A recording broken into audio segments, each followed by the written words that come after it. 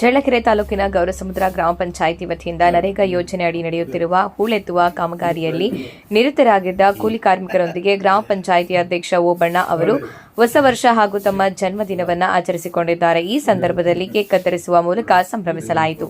ಕಾರ್ಯಕ್ರಮದಲ್ಲಿ ಗ್ರಾಮ ಪಂಚಾಯಿತಿ ಸದಸ್ಯರು ಹಾಗೂ ಇತರರು ಉಪಸ್ಥಿತರಿದ್ದರು. ಇದೇ ವೇಳೆ ಶಾಸಕ ಎನ್.ವೈ. ಗೋಪಾಲಕೃಷ್ಣ ಅವರಿಗೆ ಹೊಸ ವರ್ಷದ ಶುಭಾಶಯಗಳನ್ನು ತಿಳಿಸಲಾಯಿತು.